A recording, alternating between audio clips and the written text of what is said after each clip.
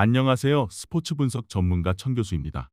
천교수방에서 많은 분들과 좋은 결과 만들고 있습니다. 의사소통하실 분들은 고정 댓글 확인해 주세요. 그럼 오늘의 경기 분석 시작하겠습니다. 12월 24일 해외 축구 6경기 분석 시작하겠습니다. 첫 번째로 세네갈 대 보츠와나 경기 알아보겠습니다. 세네갈은 4-2-3-1 포메이션을 사용하며 더블 볼란치 중 한 축을 맡는 파페 게예가 중앙 플레이메이커 역할을 수행하며 전체 빌드업의 템포를 조율하고 있다. 수비 포라인 앞에서 공을 받아 발끝에서 첫 방향을 잡아주고 짧은 패스와 중거리 패스를 섞어 전방으로 전진하는 패턴이 세네갈 공격의 출발점이다. 파페 게예의 패스를 이어받는 은디아예는 측면과 하프 스페이스를 넘나들며 페네트레이션 드리블로 상대의 라인을 찢어놓는 주축 멤버다. 은디아예가 안쪽으로 파고들며 수비를 끌어당기는 순간 사디오 마네는 반대 사이드나 박스 안에서 타이밍 좋은 침투로 마무리 타점에 올라선다. 상대 수비가 파페 게예 쪽으로 시야와 숫자를 몰아두는 사이 다른 동료들에게 노마크 슈팅 찬스가 자연스럽게 발생하는 구조가 자주 만들어진다. 이어서 보츠와나는 4-3-3 포메이션을 사용하지만 중원 구성에서 전진 성향보다는 수비 라인 보호에 무게가 실려있어 공격 전개가 자연스럽게 느려지는 팀이다. 시카니엔과 오레보니는 빠른 역습 상황에서 직선적인 스프린트는 보여줄 수 있지만 팀 차원의 빌드업 구조가 단순에 고립되는 장면이 자주 나온다. 세시니가 중원에서 연결 고리를 맡고 있으나 전환 속도 자체가 느리기 때문에 상대 압박을 탈출하는 과정이 매끄럽지 못한 편이다. 그래서 강한 압박과 높은 라인을 동시에 유지하는 상위 레벨 팀을 만나면 빌드업이 끊기면서 전방으로 공을 보내보지도 못하고 자기 진영에서 시간을 보내는 구도가 반복된다. 세네갈은 게예의 패스 선택과 은디아예, 마네의 침투를 통해 시간대별로 꾸준히 찬스를 만들어낼 수 있고 보츠와나는 수비에 매달리면서도 라인 유지에 애를 먹을 가능성이 크다. 전술 밸런스와 전환 속도, 마무리 정교함까지 모든 요소를 합산하면 이번 경기는 세네갈이 흐름을 끝까지 쥐고 가며 승리를 손에 넣을 확률이 높은 매치업이다. 이번 경기 세네갈 승을 추천합니다. 핸디 언어버 및 최종 조합은 고정 댓글 링크를 통해 가족방에서 확인해 주세요. 두 번째로 알사드 대 알알리 경기 알아보겠습니다. 먼저 알사드는 4-2-3-1을 기본으로 두면서 양측면 풀백이 터치라인을 넓게 쓰는 전형적인 형태만 고집하지 않고 중앙으로 좁혀드는 인버티드 움직임을 자주 가져간다. 인버티드 풀백들이 미드필더 라인으로 스며들어 숫자를 더해주면서 자연스럽게 중원에서 수적 우위를 만들고 볼점 유율을 끌어올리는 방식으로 경기를 설계하고 있다. 더블 볼란치 중 한 자리는 사이스가 일선 빌드업의 출발점 역할을 맡아 안정적인 첫 패스를 책임지고 다른 한 자리는 풀백이 안쪽으로 좁혀 들어와 미드필드 라인을 두껍게 채워준다. 이 선에서는 아피프가 하프 스페이스와 중앙을 자유롭게 오가며 키패스를 공급하고 무익하는 박스 안에서 마무리 타이밍과 위치 선정의 강점을 보여주며 최전방에서 득점 작업을 마무리한다. 풀백이 안쪽으로 들어오면 자연스럽게 측면 윙어가 터치라인을 넓게 쓰는 구조가 만들어져 알사드는 안쪽 숫자 우위, 바깥쪽 폭 넓은 전개를 동시에 가져가는 전술을 구사할 수 있다. 오늘 경기에서도 인버티드 풀백이 미드필더 숫자 싸움에 가담하면서 알알리 진영 중앙 구역을 계속 두드리는 그림이 자주 나올 가능성이 높다. 이어서 알알리는 4-5-2를 사용하는 팀으로 기본적으로는 미드필드의 라인을 두껍게 세우고 다부르 한 명을 전방에 두는 형태로 균형을 잡으려 한다. 최전방의 다부르는 박스 안 피니시뿐 아니라 등지고 받아주는 플레이와 세컨 패스에도 강점이 있어 롱패스나 빠른 전환 상황에서 공을 지켜주는 역할을 맡는다. 카르타비아는 이선 중앙 혹은 측면에서 공을 잡았을 때 개인 기량으로 수비 한두 명을 벗겨내는 능력이 있고 세트피스 상황에서는 킥 정교함으로 위협적인 볼을 공급할 수 있는 자원이다. 에자톨라이는 중원 깊은 지역을 지키며 수비와 미드필드 라인 사이 공간을 커버하지만 너무 많은 수비 부담이 몰리면 전진 패스의 질이 떨어지고 전환 속도가 늦어지는 약점도 함께 노출된다. 알사드는 아피프의 창의적인 움직임과 무이카의 박스 안 마무리를 앞세워 경기를 주도할 수 있는 전술적 기반을 갖추고 있다.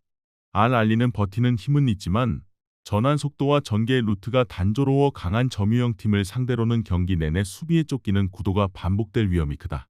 전술 구조, 개인 기량, 세트피스, 세컨볼 디테일까지 모두 감안하면 이번 매치는 알사드가 점유율과 스코어를 동시에 가져가며 승리를 노려볼 만한 경기로 보는 쪽이 더 타당하다. 이번 경기 알사드 승을 추천합니다.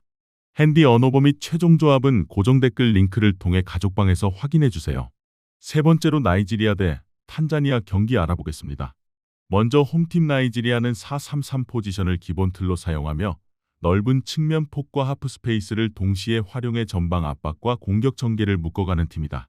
주축 멤버는 오시멘, 추쿠에제, 이워비로 구성되어 있고 세 선수를 의도적으로 오른쪽 측면과 하프 스페이스 쪽에 집중 배치해 상대 수비 라인을 한쪽으로 끌어당기는 패턴을 반복한다. 오시멘은 폭발적인 스프린트와 강력한 피지컬, 그리고 박스 안에서의 헤더와 마무리 능력으로 상대 센터백들을 동시에 묶어두는 전형적인 스트라이커다. 추쿠에제는 왼발 드리블과 인사이드 컷신에 능한 윙어로 측면 1대1 상황에서 돌파와 컷백을 통해 수비를 끌어내고 파울을 유도하는 역할을 맡는다. 이워비는 중원과 측면을 연결하는 플레이메이커로 좁은 공간에서 탈압박과 전진 패스를 통해 오른쪽 오버로드의 연결 고리를 담당하며 팀 전체 전개 리듬을 조율한다. 이어서 원정팀 탄자니아는 4-4-2 포지션을 바탕으로 지나치게 라인을 올리기보다는 중간 지점에 블록을 형성해 버티는 운영에 초점을 맞추는 팀이다. 음몬부와 유형의 미드필더는 넓은 활동량과 커버 범위를 활용해 수비 라인 바로 앞을 가로지르며 두 줄 수비 사이 공간을 메우는 역할을 맡지만 빠른 방향 전환까지 동시에 맡기에는 부담이 크다. 술레이만 계열의 공격 자원은 뒷공간을 노리는 침투와 직선적인 스피드를 강점으로 삼지만 팀 전체의 라인 운용이 보수적이기 때문에 역습 타이밍을 자주 가져가기는 쉽지 않은 편이다. 미로시는 수비와 중간 지대를 동시에 커버하는 멀티 성향을 지니고 있어 태클과 위치 선정은 안정적인 편이지만 넓은 측면 공간에서 빠른 윙어를 상대로 여러 차례 1대1을 버텨야 할 때 체력 부담이 커질 수 있다. 그럼에도 불구하고 탄자니아는 세트피스와 롱볼 한두 번으로 의외성을 보여줄 수 있지만 90분 전체를 놓고 봤을 때 공격 패턴의 다양성과 전술 완성도에서 나이지리아와의 격차가 분명한 편이다. 홈팀 나이지리아는 개인 기량과 전술 구조를 동시에 활용해 상대 수비를 흔들 준비를 마친 상태다. 반면에 탄자니아는 블록 수비와 제한적인 역습의 기대는 운영에 가깝기 때문에 시간이 지날수록 측면 커버와 세컨 상황에서 밀리며 실점 위험이 커질 가능성이 높다. 그래서 이 경기는 나이지리아가 경기 초반부터 템포를 주도하고 아이솔레이션 패턴을 꾸준히 가동하기만 한다면 내용과 결과 모두 홈팀 쪽으로 흘러갈 확률이 높은 승부로 보는 쪽이 합리적이다. 이번 경기 나이지리아 승을 추천합니다. 핸디 언어버 및 최종 조합은 고정 댓글 링크를 통해 가족방에서 확인해주세요. 네 번째로 알이티하드 대 나사프카르시 경기 알아보겠습니다. 먼저 알이티하드는 4-2-3-1 포메이션을 바탕으로 앞선 4명이 동시에 라인을 끌어올리며 강하게 압박을 거는 팀이다. 알셰으리는 최전방과 이선 사이를 유연하게 오가며 연계와 마무리를 동시에 책임지는 타입으로 전방 압박 후 첫 번째 터치에서 볼을 지켜내는 능력이 뛰어나다.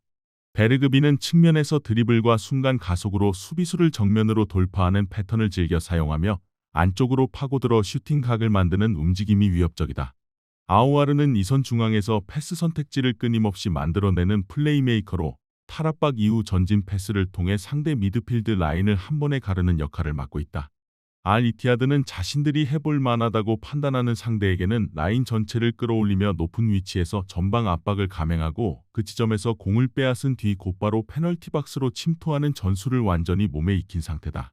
경기 시간이 지날수록 알이티하드가 상대 진영에서 플레이하는 시간이 길어지고 자연스럽게 득점 기대값도 함께 높아지는 흐름이 만들어질 가능성이 크다.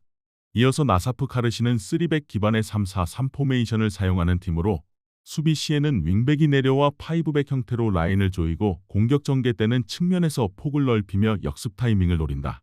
세라는 전방에서 수비 라인 사이를 파고드는 움직임이 좋은 자원으로 뒷공간을 향한 침투와 박스 안에서의 마무리 집중력으로 승부를 보려는 성향이 강하다. 우투반조는 측면과 중앙을 모두 오가며 속도를 살리는 유형으로 공을 잡았을 때 빠른 터치와 방향 전환으로 수비 라인을 흔들지만 팀 전체 전개 속도가 느려지면 개인 능력을 온전히 살리기 어렵다. 노차르예프는 중원과 이선 사이에서 공수 연결고리 역할을 맡는 자원으로 수비 시에는 중앙 압박과 커버를 병행하지만 빌드업 단계에서 강한 압박을 받을 때 탈압박에서 흔들리는 장면이 종종 보인다. 결과적으로 나사프카르시는 전술 구조 자체는 나쁘지 않지만 강도 높은 전방 압박과 교체 카드의 깊이를 갖춘 팀을 상대로 90분 내내 같은 강도로 버티기에는 한계가 분명한 쪽에 가깝다. 알이티하드는 자신들이 우위에 있다고 판단한 상대에게는 처음부터 끝까지 전방 압박의 강도를 유지하며 높은 위치에서 공을 빼앗아 곧바로 박스 안을 공략하는 흐름을 선호한다. 반면 나사프카르시는 압박 강도가 올라가는 경기에서 후방 빌드업과 윙백 복귀 속도에서 약점을 드러내는 편이라 시간이 흐를수록 수비 간격과 체력 부담이 함께 무너질 위험이 크다.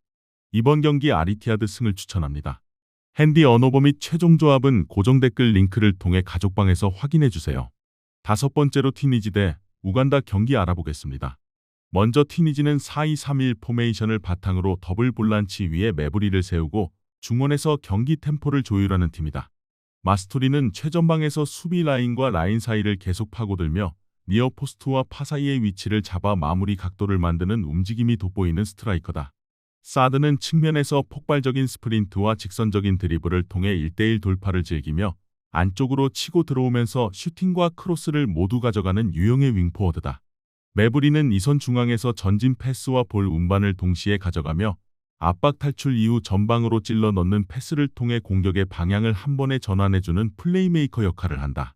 공격 전개 시 튀니지는 측면에 배치된 윙포워드와 풀백이 터치라인을 따라 콤팩트한 원투 패스를 주고받으며 상대 풀백을 끌어내고 바로 그 뒤 공간인 페널티박스 측면 하프 스페이스를 집요하게 파고드는 패턴을 반복한다. 점유율을 압도하지 않아도 측면 원투 패턴과 세트피스를 합쳐 꾸준히 유효 슈팅을 생산할 수 있는 디테일이 잘 잡힌 팀이라고 볼 수 있다. 이어서 우간다는 동일하게 4-2-3-1 포메이션을 사용하지만 구조적으로는 중원과 이선의 스피드를 살린 직선적인 전진 패스에 더 많이 의존하는 성향이 강하다. 오켈로는 공격형 미드필더로서 볼을 받으면 곧장 전방으로 찔러 넣는 패스나 직접 드리블 전진을 선호하며 한두 번 성공하면 팀 공격 템포를 단숨에 끌어올리는 타입이다.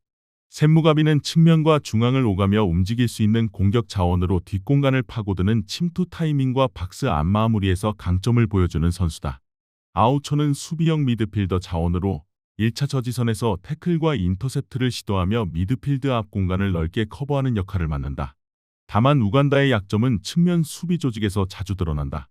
풀백과 윙어 사이 간격이 벌어지는 장면이 많고 하프 스페이스로 들어오는 침투를 따라가는 동선이 한 박자씩 늦어지는 구조적인 문제가 있다. 튀니지는 4-2-3-1 구조 안에서 매부리, 사드, 마스토리로 이어지는 공격축을 통해 측면과 중앙을 자연스럽게 연결하며 하프 스페이스 침투와 세트피스를 기반으로 경기를 풀어나갈 수 있는 팀이다. 우간다는 오켈로와 샘무가비의 역습 한 방이 위협적이지만 측면 수비 간격 관리와 세트피스 수비 완성도가 떨어지는 약점 때문에 경기 전체를 안정적으로 통제하기에는 리스크가 적지 않다. 이번 경기 튀니지 승을 추천합니다. 핸디 언오버 및 최종 조합은 고정 댓글 링크를 통해 가족방에서 확인해주세요. 마지막으로 아스날 대 크리스탈 팰리스 경기 알아보겠습니다. 먼저 아스날은 4-2-3-1을 바탕으로 수비 라인을 상대 진영 가까이 끌어올린 하이라인 운영으로 경기 주도권을 잡으려 한다. 주축 멤버인 요케레스는 탄탄한 피지컬과 왕성한 압박 참여를 겸비한 스트라이커로 등지는 움직임과 측면으로 빠지는 침투를 번갈아 가져가며 전방에서 기점 역할을 소화한다. 사카는 오른쪽에서 폭을 넓게 가져가다가 왼발 인사이드 컷신으로 박스 안을 파고들며 슈팅과 라스트 패스를 동시에 노리는 유형이라 상대 좌측 수비를 계속 흔든다. 에제는 중앙과 왼쪽 하프 스페이스를 자유롭게 오가며 드리블로 수비 블록 사이 간격을 벌리고 박스 앞에서의 중거리 슈팅과 세트피스 킥으로 공격의 리듬을 만들어낸다. 그래서 아스날은 전방에 요케레스를 세워놓고 이선 라인에서 사카와 에제가 번갈아 침투 각을 열어주는 구조로 점유를 통해 상대를 몰아넣는 데 능하다. 라인이 올라간 상태에서 볼을 잃었을 때 더블 볼란치의 역압박이 한 박자만 늦어지면 곧바로 수비 뒷공간으로 침투를 허용하는 장면이 자주 노출된다. 이런 구조적 리스크는 한두 경기 만에 고쳐지기 어려운 성향이라 컵 대회처럼 단판 성격이 강한 경기에서는 의외의 실점으로 이어질 여지가 크다. 이어서 크리스탈 팰리스는 3-4-3을 기반으로 미드필드 라인에서 블록을 형성한 뒤 빠른 전환 한두 번으로 승부를 보려는 스타일을 유지한다. 마테타는 전방에서 몸싸움과 제공권을 책임지는 스트라이커로 등지고 버티며 윙어들이 침투할 수 있는 시간을 벌어주고 세컨볼 떨어지는 지점 근처에서 마무리 각을 노린다. 예레미 피노는 발이 매우 빠른 스페인 출신 공격수로 측면에서 안쪽으로 파고드는 라인 브레이킹에 특화되어 있어 하이라인 뒤로 파고드는 타이밍이 날카롭다. 그래서 아스날처럼 수비 라인을 높게 세우는 팀을 상대로는 예레미 피노가 오프사이드 트랩 경계선을 아슬아슬하게 타고 들어가는 움직임만으로도 수비에게 큰 압박을 준다. 크리스탈 팰리스는 마테타의 피지컬과 예레미 피노의 라인 브레이킹, 휴즈의 전환 패스를 앞세워 상대 하이라인을 집요하게 공략할 수 있는 카드들을 충분히 보유하고 있다. 그래서 전체적인 전술 상성과 경기 흐름을 종합해보면 이 매치는 크리스탈 팰리스의 역습 한 방이 스코어를 뒤집으면서 역배 승리 시나리오가 성립될 수 있는 그림으로 보는 편이 타당하다. 이번 경기 크리스탈 팰리스 승을 추천합니다. 핸디 언어버 및 최종 조합은 고정 댓글 링크를 통해 가족방에서 확인해 주세요. 시청해 주셔서 감사합니다. 천교수 가족방 입장은 영상 하단 고정 댓글 확인해 주시기 바라며 구독과 좋아요 알림 설정 부탁드리겠습니다. 감사합니다.